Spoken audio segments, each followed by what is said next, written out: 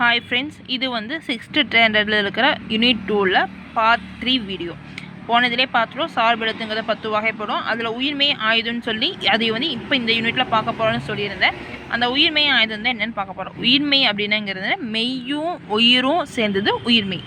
மெய் எழுத்துக்கு நமக்கு தெரியும், இக்கு இங்கு சிஞ்சு. உயிருங்கிறது ஆ இ ரெண்டும் சேர்ந்து வர்றது பேர் தான் உயிர்மெய் அப்படின்னு சொல்லிடுறாங்க.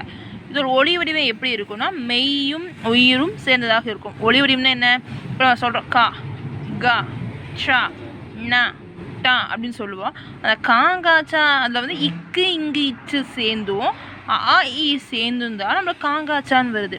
அப்போ வந்து அந்த ரெண்டுமே என்னது? இக்கு இங்கு சேருது, ஆ ஈயும் சேருது. அப்போ வந்து மெய்யும் இருக்குது, உயிரும் இருக்குது.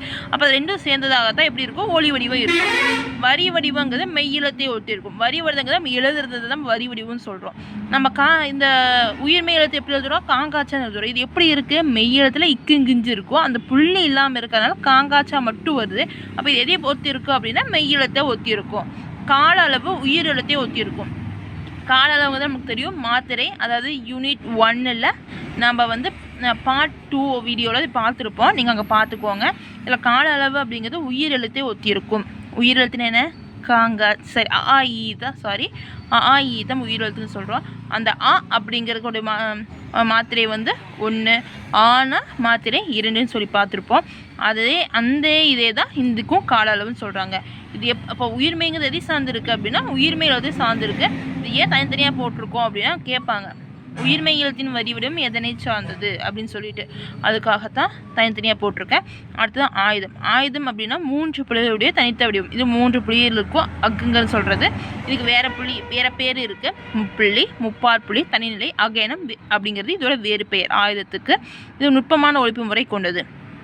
ஆயுத எழுத்துல தனக்கு முன்னாடி ஒரு குறியல் எழுத்து இருக்கும். குறியல் எழுத்துங்கிறது நமக்கு தெரியும், காங்கா சா அந்த மாதிரி இருக்கிறது. அதே மாதிரி என்னது கி கி கு கு அந்த அந்த கி சி நீ டி அது மாதிரி வர்றது குறியல் எழுத்து. அதுக்கு பின்னாடி வல்லின உயிர்மெய் எழுத்து. வல்லின எழுத்துனா நமக்கு தெரியும், கசட தபர அதில் வர உயிர்மெய் எழுத்தையும் சேர்ந்து தான் வந்திருக்கும் ஆயுத எழுத்து. இதை வந்து எப்பவும் தனித்து இயங்காது அப்படின்னு சொல்லி சொல்கிறாங்க. அடுத்தது வந்து முதல் எழுத்து மட்டும் இடம்பெறும் சொல் வந்து ஆம். ஆம் முதல் எழுத்துன்னு என்ன சொல்லிட்டேன்? என்னது? உயிரெழுத்தும் மெய் எழுத்தும் சேர்ந்தது. உயிரெழுத்துங்கிறது ஆ இ, மெய் எழுத்துங்கிறது இக்கு இங்கு ரெண்டு சேர்ந்தது ஆம்.